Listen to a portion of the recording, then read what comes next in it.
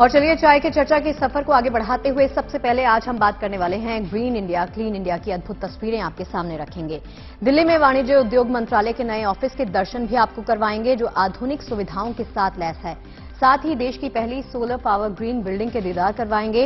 वाइजैक की ये इमारत पूरी तरह से सोलर पैनल से लैस है। साथ ही बताएंगे कि कानून को कैसे मिला तकनीक का साथ। वडोदरा की शी टीम का टशन आपको दिखाएंगे। महिला पुलिस टीम ई साइकिल से पर्यावरण और कानून दोनों की रक्षा करेंगी। और साथ ही बात होगी दिल्ली की ई सवारी की। दिल्ली सरकार ने ई साइकिल पर खास सब्सिडी देने का फैसला किया है। ये स्कीम क्या है इसका खुलासा भी करने जा रहे हैं आज हम। ये तमाम गुड न्यूज एक एक करके आपके सामने रखते जाएंगे।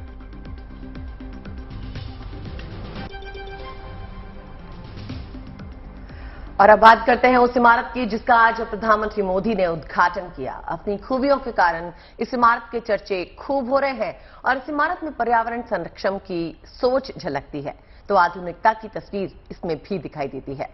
आपको बता दें कि दरअसल प्रधानमंत्री मोदी ने आज वाणिज्य और उद्योग मंत्रालय को नई बिल्डिंग की सौगात दी है। इमारत की लागत 226 करोड़ रुपए आई है। ये इमारत क्लीन इंडिया ग्रीन इंडिया की सोच को आगे बढ़ाती है। इस इमारत के साथ ही देश को निर्यात पोर्टल का भी तोहफा मिला है। वन निर्माण यात्रा में शामिल हो सके।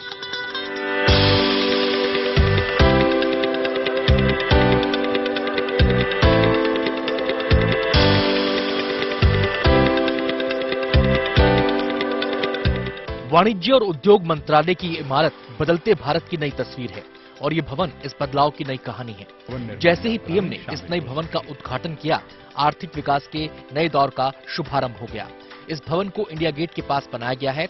इस भवन को 4.33 एकड़ जमीन पर 226 करोड़ की लागत से बनाया गया है। राजधानी में बनी ये ग्रीन बिल्डिंग 4 सालों में तैयार की गई है। 6 मंजिला ये इमारत प्रकृति और आधुनिकता का नायाब नमूना है।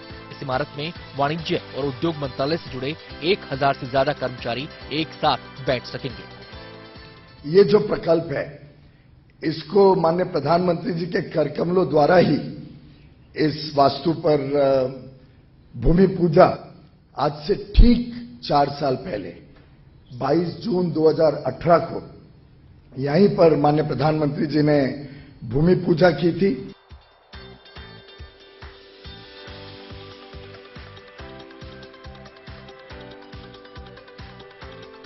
वाणिज्य और उद्योग मंत्रालय की नई इमारत के साथ देश को आज निर्यात पोर्टल का तोहफा भी मिला। इस पोर्टल के जरिए आयात निर्यात की कोई भी जानकारी एक ही जगह पर मिल जाएगी। स्टेक होल्डर्स के लिए ये एक वन स्टॉप प्लेटफॉर्म है जहां देश में होने वाले इंपोर्ट और एक्सपोर्ट की सारी जानकारियां उपलब्ध हैं। कोशिश यही है कि भारतीय उत्पादों के निर्यात को आसान और सुगम बनाया जा सके। National import export yearly analysis of trade यानी निर्यात प्लेटफॉर्म इसी दिशा में उठाया गया एक कदम है। इसमें एक्सपोर्टर्स, सरकार के अलग अलग डिपार्टमेंट्स, राज्य सरकारें, सभी स्टेक होल्डर्स के लिए जरूरी रियल टाइम डेटा तक सभी की पहुंच होगी।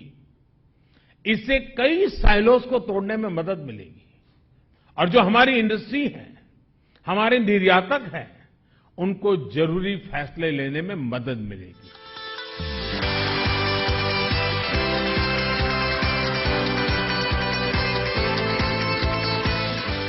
पिछले 2 सालों में दुनिया जिन मुश्किलों से गुजरी है उसके बावजूद देश ने $400 बिलियन यानी 30 लाख करोड़ रुपए के मर्चेंडाइज एक्सपोर्ट का पड़ाव पार किया है।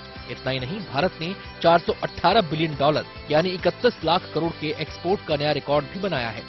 पीएम ने उम्मीद जताई कि निर्यात का आंकड़ा आने वाले वक्त में और आगे जाएगा।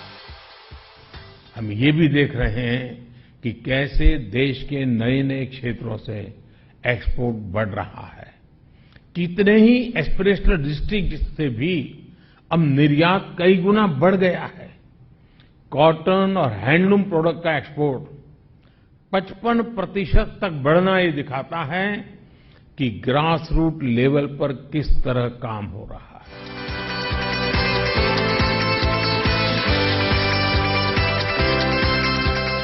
फिलहाल तो नए भारत की नई इमारत नए भारत की आकांक्षाओं को आगे ले जाने के लिए तैयार है। जिस संकल्प के साथ भारत का आत्मनिर्भर अभियान आगे बढ़ रहा है, उसी गति से भारत के उत्पादों की मांग भी विदेशों में बढ़ रही है। वोकल फॉर लोकल का जोर बढ़ा है। साथ ही वन डिस्ट्रिक्ट वन प्रोडक्ट का क्रेज भी बढ़ा है। उम्मीद यही है कि वाणिज्य और उद्योग मंत्रालय की नई इमारत भारत की निर्यात की नई और आधुनिक कहानी लिखेगी। Bureau report, good news today. तो देखिए, जिस इमारत का प्रधानमंत्री नरेंद्र मोदी की तरफ से आज उद्घाटन किया गया है उसमें कई खूबियां हैं। इमारत में सौर ऊर्जा की व्यवस्था की गई है, वाटर हार्वेस्टिंग की तकनीक से भी ये इमारत लैस है और इस बारे में विस्तार से हमारे संवाददाता बता रहे हैं, सुनिए।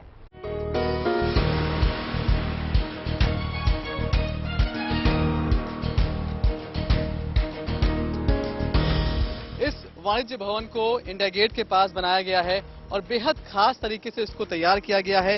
इस पूरी बिल्डिंग को सस्टेनेबल आर्किटेक्चर के आधार पर तैयार किया गया है, मतलब इसकी लाइफ ज्यादा लंबी होगी और साथ ही साथ एनर्जी के लिहाज से भी इसको बेहद खास तरीके से बनाया गया है। एनर्जी सेविंग के आधार पर इस बिल्डिंग को तैयार किया गया है। आपको बता दें कि ये वाणिज्य भवन वाणिज्य और उद्योग मंत्रालय के अंतर्गत काम करेगा और यहाँ पर फिलहाल इस मंत्रालय के 2 डिपार्टमेंट, एक वाणिज्य विभाग और दूसरा उद्योग एवं आंतरिक व्यापार संवर्धन विभाग इसमें काम करेंगे। कैमरामैन अंकित खंडेलवाल के साथ Manish Chaurasia, good news today, Delhi. मौजूदा दौर में क्लीन एनर्जी, ग्रीन एनर्जी की गूंज केवल भारत ही नहीं बल्कि पूरी दुनिया में सुनाई दे रही है। लिहाजा सौर ऊर्जा का चलन भी तेजी से बढ़ रहा है। भारत में लगातार सौर ऊर्जा के दायरे का विस्तार हो रहा है। सौर ऊर्जा को लेकर नए प्रयोग और नई तकनीक का इस्तेमाल भी किया जा रहा है। इसी की एक तस्वीर विशाखापट्टनम से सामने आई है। देखिए, विशाखापट्टनम में एक शख्स ने अपने गेस्ट हाउस की पूरी बिल्डिंग को ग्रीन एनर्जी से लैस कर दिया है। पूरी बिल्डिंग में सौर ऊर्जा का इस्तेमाल होता है और खास बात देखने वाली यह है कि सोलर पैनल छत पर नहीं बनाए गए हैं। बिल्डिंग के फ्रंट को शीशे के बजाय सोलर पैनल से ढक दिया गया है।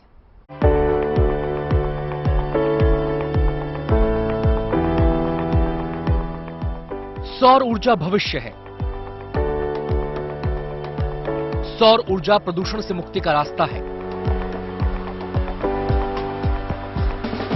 यही वजह है कि क्लीन एनर्जी, ग्रीन एनर्जी का नारा न केवल भारत बल्कि पूरी दुनिया में बुलंद हो रहा है। क्लीन एनर्जी, ग्रीन एनर्जी के जरिए ही क्लीन इंडिया, ग्रीन इंडिया का मिशन पूरा हो सकता है। सौर ऊर्जा उत्पादन के क्षेत्र में भारत तेजी से कदम बढ़ा रहा है। आज न केवल शहरों में बल्कि भारत के दूर दराज गाँव में भी सौर ऊर्जा का उत्पादन किया जा रहा है। लोग अपनी जरूरत भी पूरी कर रहे हैं और अतिरिक्त बिजली को बेचकर कमाई भी कर रहे हैं। सौर ऊर्जा उत्पादन में भी नई नई तकनीक और प्रयोग हो रहे हैं। ऐसा ही एक प्रयोग विशाखापट्टनम की इस बिल्डिंग में किया गया है।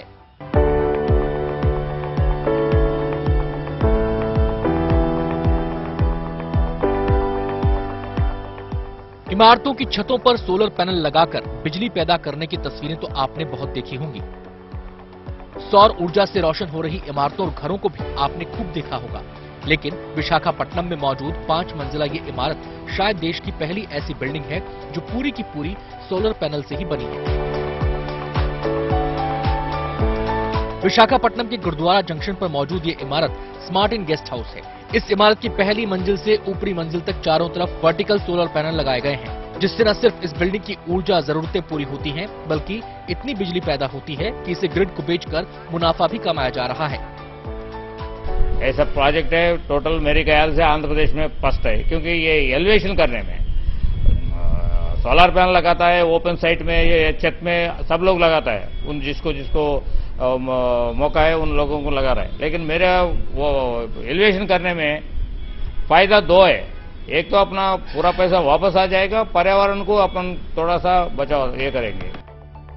इस गेस्ट हाउस में 24 कमरे हैं और हर कमरे में एयर कंडीशन लगा है, यानी बिजली की जरूरत काफी है, जिसे सौर प्रोजेक्ट पूरा करता है। इमारत में लगे इस सौर प्रोजेक्ट से रोजाना करीब 100 किलोवाट बिजली पैदा होती है, जबकि बिल्डिंग की रोजाना की ऊर्जा खपत 40 किलोवाट है, यानी सीधे सीधे 60 किलोवाट की बचत रोजाना हो रही है। इस अतिरिक्त बिजली को नेट मीटरिंग के माध्यम से Andhra Pradesh distribution company limited grid को बेचा जाता है। इससे गेस्ट हाउस के मालिक को अतिरिक्त आमदनी हो रही है। खाली ग्लास या एको पैनल लगाने से टोटल डेट कैपिटल होता है, उसमें फायदा नहीं है, यानी रिवर्स आता है नहीं, पैसा वापस नहीं आएगा, टोटल डेट कैपिटल हो जाएगा। इसलिए ये सोलर पैनल्स लगाने का ये है। 100 किलोवाट मैं पैनल्स लगा दिया हूँ, 100 किलोवाट में प्रोडक्शन करता हूँ, उसमें से मैं जितना चाहिए मैं यूज करके बाकी सब मैं ग्रिड को दे देता हूँ। यानी अपना इन्वेस्टमेंट पूरा मेरे को 6 साल में वापस आ जाएगा। इस सौर प्रोजेक्ट को लगाने में करीब 40 लाख का खर्च आया है, लेकिन जिस लिहाज से बिजली बेचकर मुनाफा कमाया जा रहा है, उससे उम्मीद है कि 6 साल में ही पूरा निवेश वापस आ जाएगा। बड़ी बात यह है कि इस सौर पैनल से न सिर्फ ग्रीन एनर्जी पैदा कर पर्यावरण संरक्षण में योगदान दिया जा रहा है, बल्कि इमारत भी प्रदूषण से पूरी तरह सुरक्षित है। Bureau report, good news today. देखिए, क्लीन इंडिया ग्रीन इंडिया का सपना तभी पूरा हो सकता है जब हमें वाहनों से होने वाले प्रदूषण से मुक्ति मिल जाए, और इसलिए आजकल ई वाहनों पर जोर दिया जा रहा है। बाकी ई वाहनों के साथ अब ई साइकिल का भी ऑप्शन आपके पास मौजूद है, और इस चलन को और ज्यादा बढ़ावा देने के लिए दिल्ली सरकार ने फैसला किया है कि अब सब्सिडी दी जाएगी। जी हां, दिल्ली में ई साइकिल्स पे सब्सिडी मिल रही है, तो वडोदरा में पेट्रोलिंग के लिए इनका इस्तेमाल हो रहा है। दरअसल वडोदरा पुलिस ने अपनी शी टीम को पेट्रोलिंग के लिए ई साइकिल दी। इस फैसले के पीछे कानून व्यवस्था को दुरुस्त रखने के साथ साथ पर्यावरण संरक्षण की सोच भी काम कर रही है।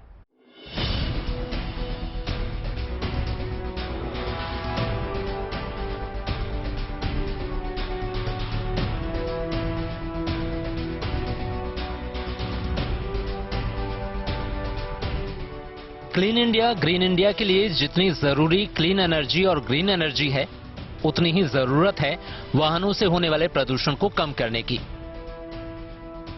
वाहनों से होने वाला प्रदूषण तब कम होगा जब पेट्रोल डीजल से चलने वाले वाहनों पर हमारी निर्भरता कम होगी, और इस निर्भरता को कम करने के लिए पब्लिक और प्राइवेट ट्रांसपोर्ट में ई वाहनों पर जोर दिया जा रहा है। सरकार ई वाहनों को प्रोत्साहित करने के लिए कई कदम उठा रही है। पब्लिक ट्रांसपोर्ट में ई बसों की संख्या में इजाफा किया जा रहा है। कई कंपनियां ई कारें लॉन्च कर चुकी हैं। कई कंपनियों के ई स्कूटर भी बाजार में आ चुके हैं, और अब ई साइकिल का चलन भी शुरू हो गया है। ई साइकिल से 2 फायदे हैं। एक तो पर्यावरण की रक्षा होती है, और दूसरे इसके जरिए आप अपनी सेहत का भी ख्याल रख सकते हैं, क्योंकि ई साइकिल में पैडल का ऑप्शन भी होता है। ई साइकिल्स का दायरा बढ़ाने के लिए दिल्ली सरकार ने बड़ा कदम उठाया है। जिस तरह से दिल्ली सरकार ई वाहनों पर सब्सिडी दे रही है, वैसे ही दिल्ली सरकार ने ई साइकिल्स पर भी सब्सिडी देने का फैसला किया है। बुधवार से दिल्ली में वेबसाइट के जरिए इसका रजिस्ट्रेशन शुरू हो गया है। ई साइकिल्स पर सरकार 5500 रुपए तक सब्सिडी देगी। बहुत सराहनीय कदम है, जो स्टेप बहुत पहले लिया जाना चाहिए था। दिल्ली में पर्यावरण की जो स्थिति है और साइकिल चालकों को इनकरेज करने की जो जरूरत है, उसको लेके ये स्टेप बहुत, आई थिंक सब इसका वेलकम कर रहे हैं। और जो नंबर्स इसमें शो किए गए वो बहुत माइनर और बहुत मार्जिनल नंबर्स नहीं है, वो बहुत सिग्निफिकेंट और बहुत इफेक्टिव नंबर्स हैं।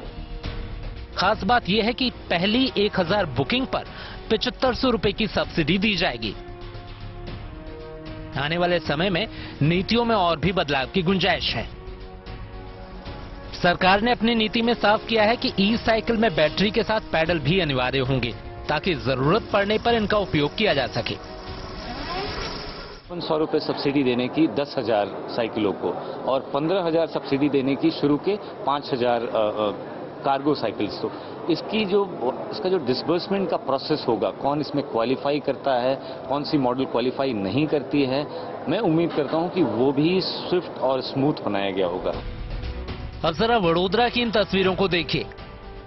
लाइन से ई साइकिल खड़ी हैं। ये ई साइकिल्स वडोदरा पुलिस की शी टीम को दी गई हैं। वडोदरा पुलिस ने शी टीम का गठन महिलाओं, बच्चों और सीनियर सिटीजन्स की 24 घंटे मदद के लिए किया है। पेट्रोलिंग के लिए इन ई साइकिल्स का इस्तेमाल किया जाएगा।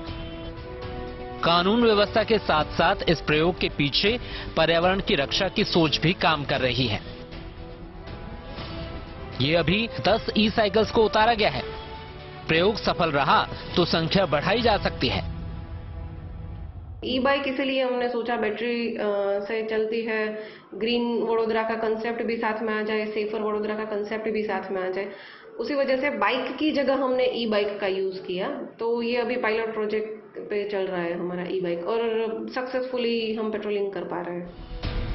आम लोगों के इस्तेमाल की बात हो या फिर कानून के रखवालों के लिए ई वाहनों का दायरा लगातार बढ़ रहा है। इसके पीछे सोच एक ही है, वक्त के साथ कदमताल करना और आने वाली पीढ़ियों को प्रदूषण मुक्त वातावरण देना। दिल्ली से वरुण सिन्हा के साथ bureau report, good news today.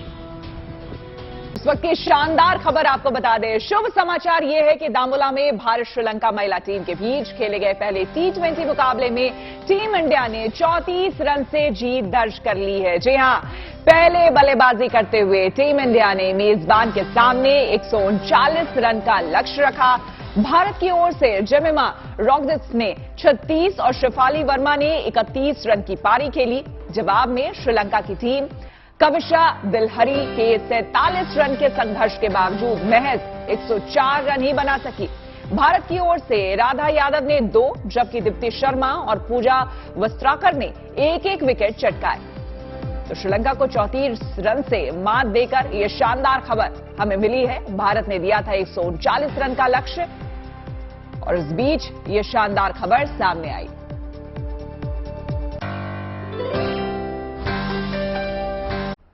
और अब आपको दिखाते हैं खूबसूरत वादियों में नाव की रेस।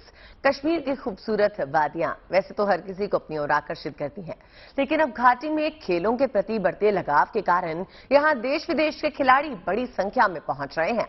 जी हाँ, देखिए हम जिक्र कर रहे हैं वाटर स्पोर्ट्स का, जिसको बढ़ावा देने के लिए श्रीनगर में पहली बार राष्ट्रीय रोइंग चैंपियनशिप शुरू हुई है।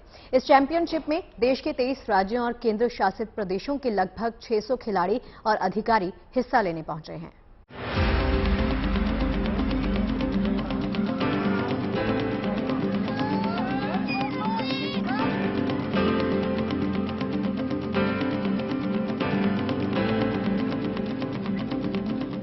खूबसूरत पहाड़, पहाड़ों के बीच कलकल बहती झील, झील के पानी पर चैंपियन बनने की जोर आजमाइश।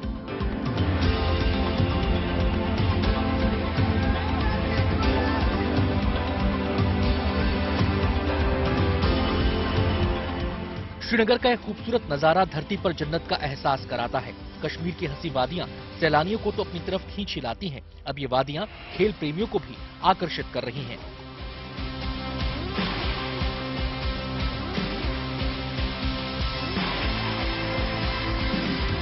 वाटर स्पोर्ट्स को बढ़ावा देने के लिए श्रीनगर में पहली बार राष्ट्रीय रोइंग चैंपियनशिप शुरू हुई है।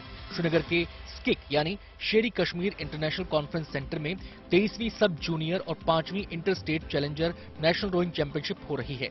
इस चैंपियनशिप में देश के 23 राज्यों और केंद्र शासित प्रदेशों के लगभग 600 खिलाड़ी और अधिकारी हिस्सा लेने पहुंचे हैं। हम लोगों को बहुत खुशी हो रही है कि कश्मीर में पहली बार हम लोग रोइंग करने के लिए आए हैं। पहले से हम लोग कश्मीर में कभी आए भी नहीं थे और इसका नज़ारा सच में बहुत सुंदर है। और मैं असम से हूँ और असम से कश्मीर बहुत दूर है, लेकिन हम लोग असम से यहाँ तक आए हैं ओनली फॉर नेशनल चैंपियनशिप के लिए। तो फिर हम लोग बहुत खुश हैं, इसके नज़ारे भी बहुत सुंदर है। और फिर कश्मीर में पहली बार हम लोग प्रमोट कर रहे हैं रोइंग, वो भी ऑल ओवर इंडिया से टीम्स आ रही है। सब लोग अभी बहुत चेयरफुली प्रैक्टिस करके आए हैं, तो मेडल तो लेना जरूरी है। ये पहली बार है जब नौकायन की राष्ट्रीय चैंपियनशिप की मेजबानी जम्मू कश्मीर कर रहा है।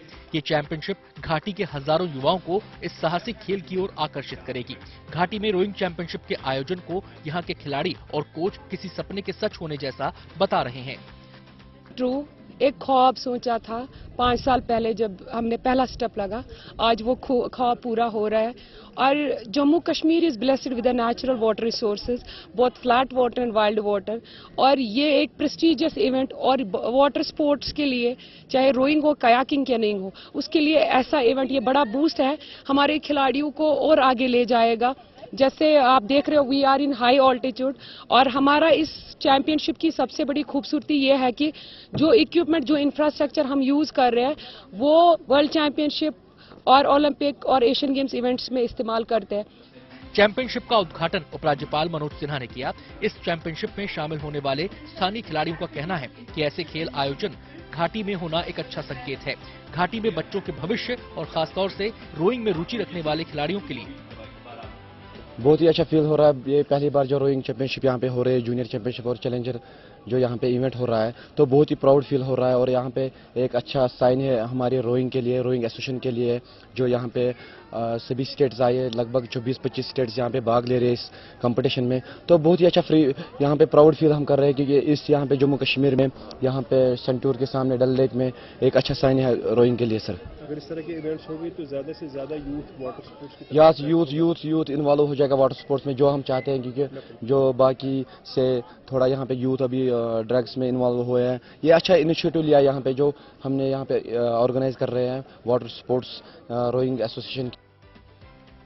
कश्मीर को धरती का स्वर्ग कहा जाता है। यहाँ के बर्फ से ढके पहाड़ और खूबसूरत झीलें पर्यटकों को आकर्षित करती हैं। कश्मीर की प्राकृतिक सुंदरता की वजह से इसे भारत का स्विट्जरलैंड भी कहा जाता है। इसी कारण यहाँ हर साल हजारों की संख्या में भारतीय और विदेशी पर्यटक आते हैं। वाटर स्पोर्ट्स को बढ़ावा मिलने के बाद और रोइंग चैंपियनशिप के सफल आयोजन के बाद निश्चित तौर पर घाटी में पर्यटन को और बढ़ावा मिलेगा। Bureau report, good news today. और आइए अब बात करेंगे चेस ओलंपियाड की। 28 जुलाई से 10 अगस्त तक चेन्नई में शतरंज का महा इवेंट होने जा रहा है। चेस ओलंपियाड के लिए तैयारी तकरीबन पूरी हो गई है।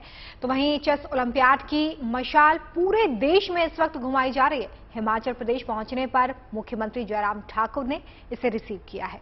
बिल्कुल, आपको बता दें कि साल 1927 से आयोजित हो रही इस प्रतिष्ठित प्रतियोगिता की मेजबानी भारत को पहली बार मिली है। जी हां, 30 साल बाद एशिया में ये ओलंपियाड हो रही है। कुल 189 देशों के भाग लेने के साथ ही ये किसी भी शतरंज ओलंपियाड में सबसे बड़ी भागीदारी होगी।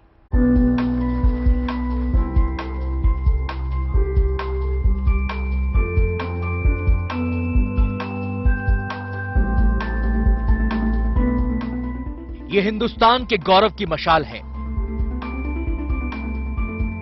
ये भारत में खेलों के प्रति बढ़ते सम्मान की मशाल है। ये मशाल हिंदुस्तान की धरती पर आयोजित होने जा रहे चेस ओलंपियाड के महा इवेंट की शुभ शुरुआत की निशानी है। ये महज मशाल नहीं, प्रधानमंत्री मोदी के संकल्प से सिद्धि की सबसे बड़ी मिसाल है।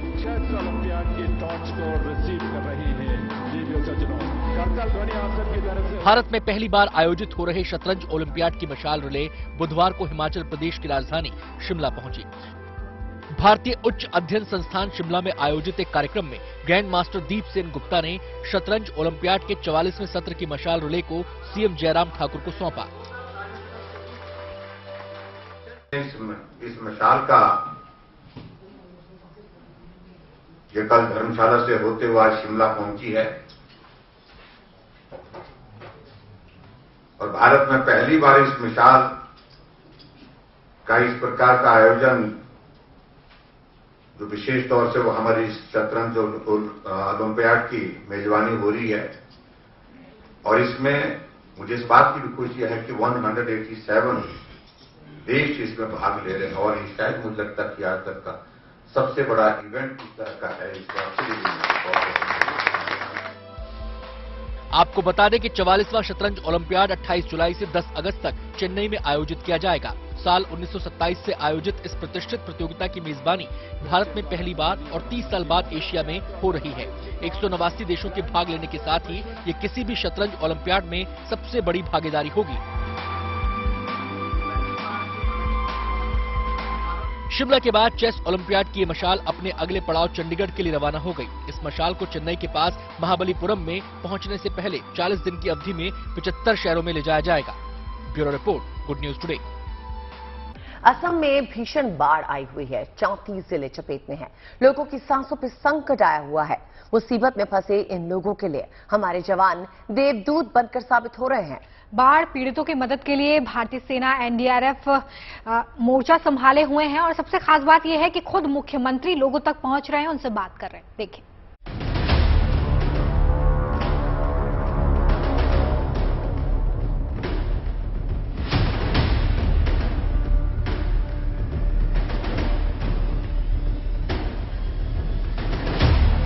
कुदरत के कहर के बीच मिशन जिंदगी को अंजाम दिया जा रहा है।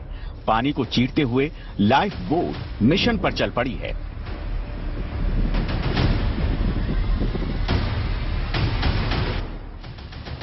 असम के बाढ़ प्रभावित इलाकों में देवदूतों ने मोर्चा संभाला हुआ है। एक एक जिंदगी बेशकीमती है, एक एक जान अनमोल है। लिहाजा लोगों को बाढ़ की विभीषिका से बचाने के लिए जलदूतों ने अपनी ताकत झोंक दी है।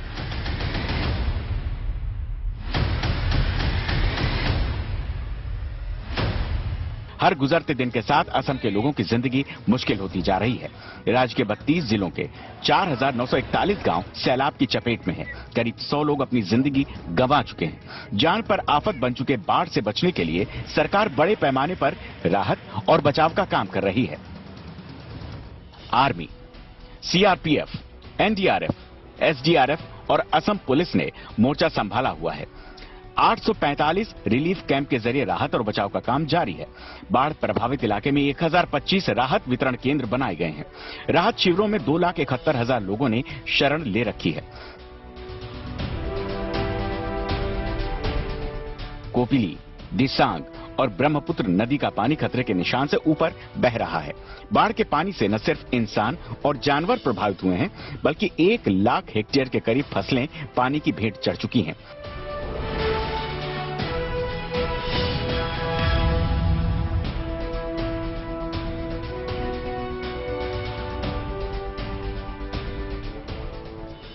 बाढ़ के चलते असम में कई घर तबाह हो गए हैं। सड़कें पानी में डूब गई हैं। घरों के चारों ओर पानी ने पहरा डाल दिया है। लोगों को एक जगह से दूसरी जगह जाने में समस्या आ रही है। अपने अपने घरों में लोग बंधक बन चुके हैं।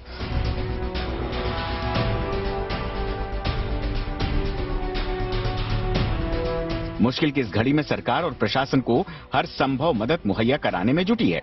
नाव के जरिए लोगों को राहत शिविरों में पहुंचाया जा रहा है, जहां उन्हें रहने, खाने पीने, दवा मुहैया कराई जा रही है। किसी भी विकट स्थिति से बचने के लिए जलदूत मुस्तैद हैं।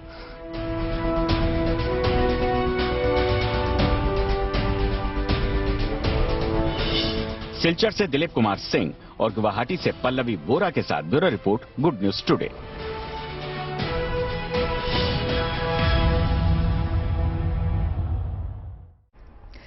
उफनती लहरों में जिंदगी को बचाने का मिशन तो आपने देख लिया। अब आपको बर्फीले तूफान के बीच जिंदगी बचाने की जंग हम दिखाते हैं, और इस जंग के हीरो भी भारतीय सेना के बहादुर जवान ही हैं। तो चलिए आपको भारतीय फौज के जांबाजों की एक और रेस्क्यू मिशन की तस्वीर दिखाते हैं। इस बार जम्मू कश्मीर के सोनमर्ग में बर्फीले तूफान में फंसे कुछ लोगों को सेना के जवानों ने जान पर खेलकर बचाया और सुरक्षित ठिकानों पर भी पहुंचा दिया।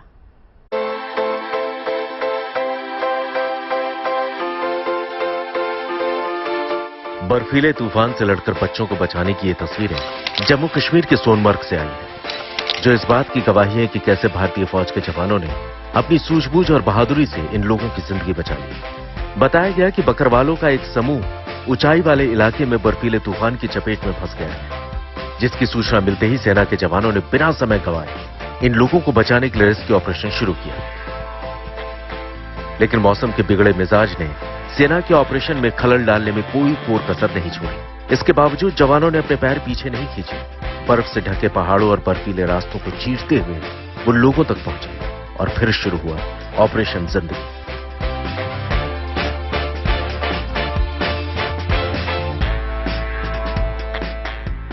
बर्फबारी के बीच फिसलन भरे रास्तों पर बच्चों का चल पाना बेहद मुश्किल था, मगर जवानों ने अपने मजबूत इरादों से इस मुश्किल काम को आसान बना दिया और बच्चों को अपनी पीठ पर उठा लिया, जबकि बाकी लोगों को सधे हुए कदमों के साथ नीचे लेकर आए। इससे पहले भी कई मौकों पर सेना के जवानों ने देवदूत बनकर मुश्किल हालात में घाटी के लोगों की मदद की और एक बार फिर जवानों ने अपनी बहादुरी से लोगों का दिल जीत लिया।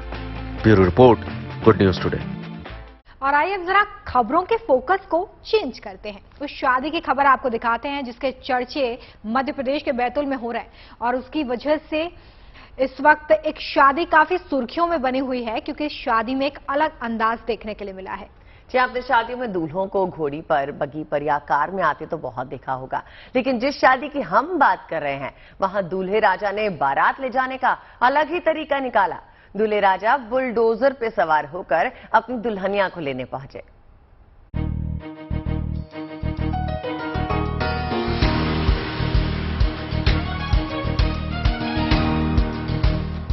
बैंड बाजा और बुलडोजर कार्रवाई में घर तोड़ने से अलग ही अंदाज घर जोड़ने वाला है।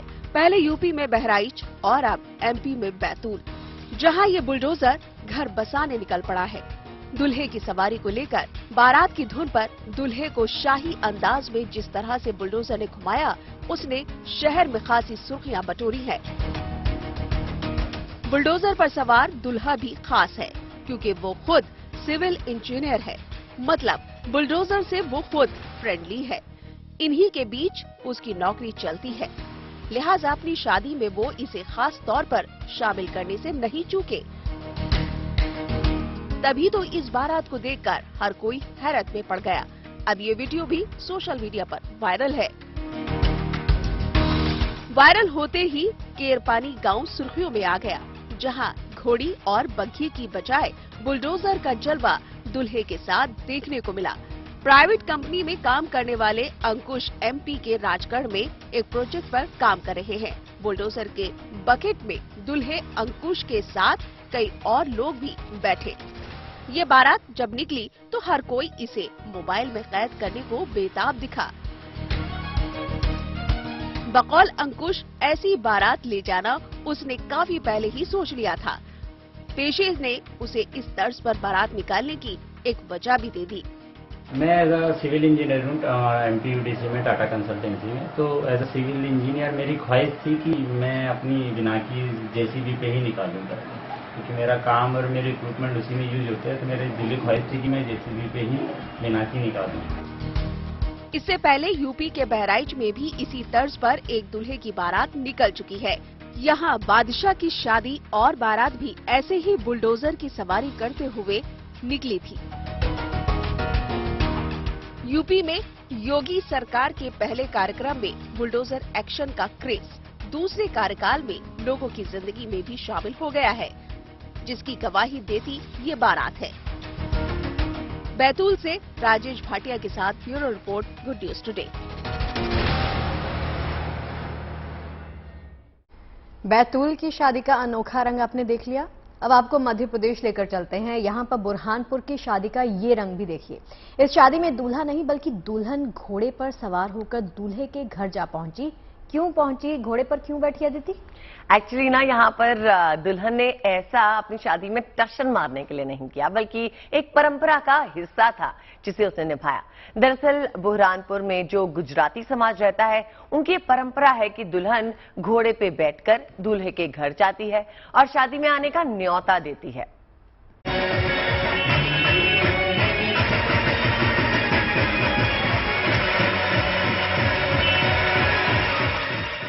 घोड़ी पर सवार दुल्हन की ये तस्वीरें मध्य प्रदेश के बुरहानपुर की है।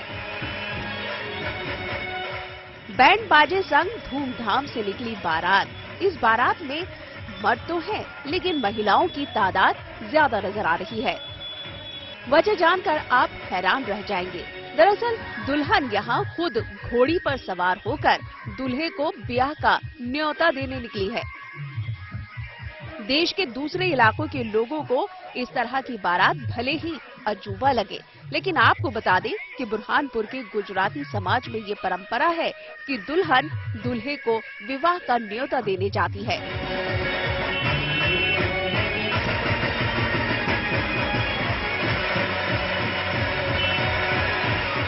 गुजराती समाज में इसे कन्या गाडरी परंपरा कहते हैं। कहा जाता है कि गुजराती समाज में जिस परिवार में कोई मन्नत रहती है, उनके यहाँ दुल्हन गाडरी परंपरा के अनुसार घोड़ी पर बैठकर शादी के लिए दूल्हे को निमंत्रण देने जाती है।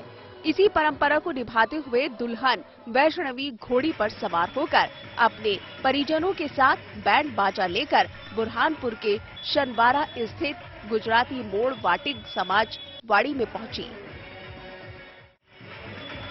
हालांकि दूल्हा इटारसी का रहने वाला है, तो बुरहानपुर से इटारसी बारात लेकर जाना मुमकिन नहीं था। लिहाजा बारात निकालने की सिर्फ रस्म पूरी की गई और दूल्हे को न्योता देने के लिए वीडियो कॉल का सहारा लिया गया।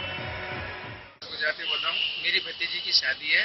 हमारे पूर्व समय में समाज में होता था कि लड़की अपने पक्ष के लोगों को लेकर शादी के एक दिन पहले लड़के वाले के द्वार पे जाती थी और उन्हें दूल्हे को अगले दिन बारात लेके आने का आमंत्रण वो जाके देती थी।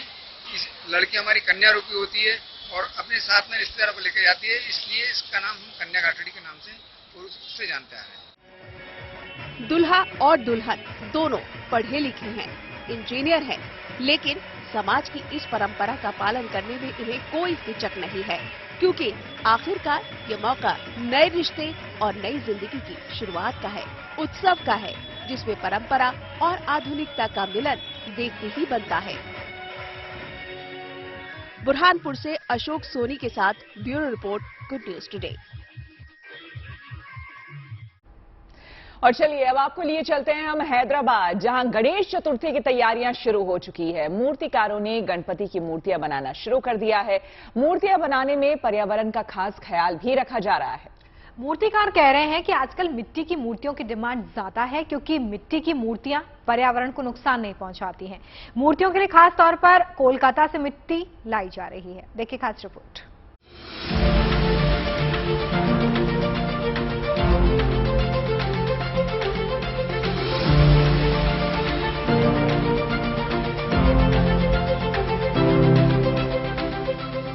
गणपति बप्पा के भक्तों के लिए तस्वीरें आंखों को सुकून देने वाली हैं।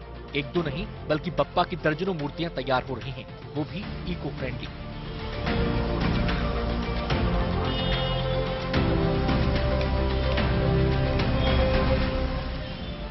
दरअसल गणेश चतुर्थी से पहले हैदराबाद में भगवान गणेश की मिट्टी की मूर्तियां तैयार की जा रही हैं। इसके लिए 30 से ज्यादा कारीगर दिन रात एक किए हुए हैं। मिशन इको फ्रेंडली के तहत गणेश भगवान की मूर्ति बनाने के लिए कोलकाता से खास तरह की मिट्टी लाई गई है। इसमें 3 किस्म का मिट्टी यूज होता है।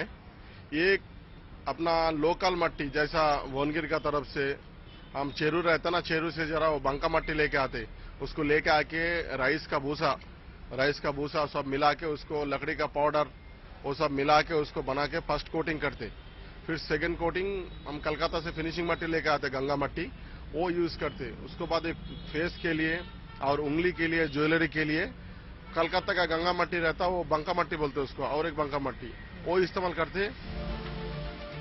पर्यावरण को सुरक्षित रखने के लिहाज से ज्यादातर लोग मिट्टी की मूर्तियों को तरजीह दे रहे हैं, लिहाजा मिट्टी से बनी मूर्तियों की डिमांड काफी बढ़ गई है। पीओपी से बनी मूर्तियों से पर्यावरण को काफी नुकसान पहुंचता है, लिहाजा ज्यादातर मूर्ति बनाने वाले कारीगर इको फ्रेंडली प्रतिमाएं तैयार कर रहे हैं। प्लास्टर पेरिस यूज करने से पोल्यूशन ज्यादा है, हानिकारक है, और ये मिट्टी का क्या इको फ्रेंडली, इसमें कोई हानिकारक चीज हम इस्तेमाल नहीं कर रहे। ये पूरा पानी में मिल जाता, जैसा वातावरण रहता वो हिसाब से ये पूरा नेचुरल आइटम है।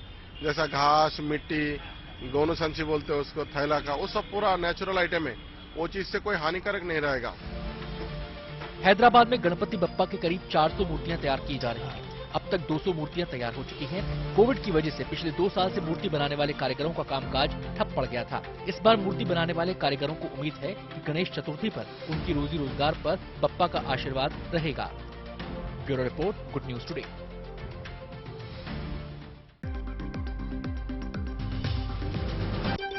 चलिए अब आपको लिए चलते हैं हम हैदराबाद, जी हां, जहां पे बॉलीवुड के भाईजान यानी कि सलमान खान अलग ही अवतार में नजर आए। दरअसल सलमान ने खुद ग्रीन इंडिया चैलेंज कबूल किया और फैंस से हरियाली की इस मुहिम को आगे ले जाने की अपील की। दरअसल सलमान खान इन दिनों हैदराबाद में अपनी फिल्म की शूटिंग कर रहे हैं, लेकिन समाज और पर्यावरण की खुशहाली के लिए अहम जिम्मेदारी निभाते भी नजर आए।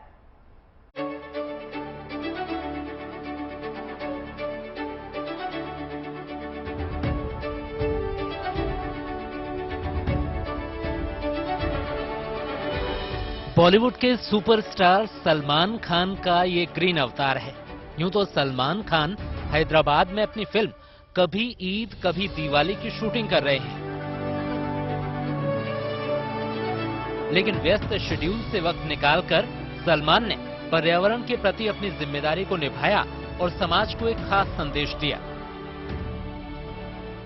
And a tree is a still man and a man is a walking tree.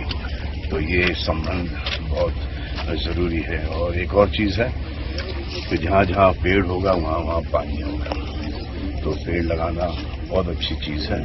जो वहाँ पे धूप में खड़े थे, अब यहाँ पर छांव में आ गए। सलमान ने तिरास के राज्यसभा सांसद और ग्रीन इंडिया के संस्थापक जे संतोष कुमार के ग्रीन इंडिया के न्योते को स्वीकार करते हुए रामोजी फिल्म सिटी में अपनी फिल्म यूनिट के साथ पौधे रोपे और फैंस से इस मुहिम को आगे बढ़ाने की अपील की। Bureau report, good news today.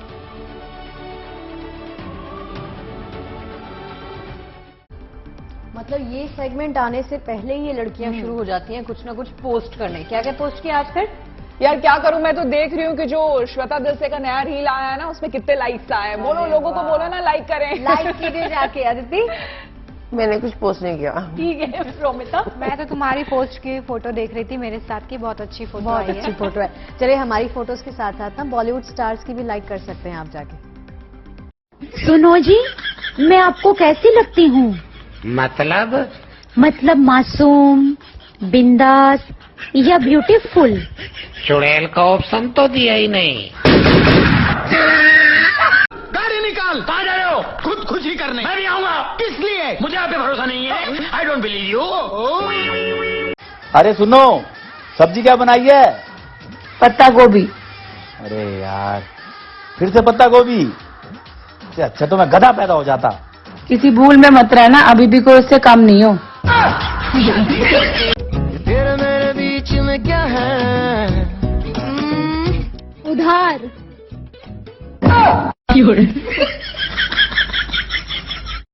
पैसे से अमीर नहीं होता कोई, लेकिन फिर भी मुझे पैसे ही चाहिए।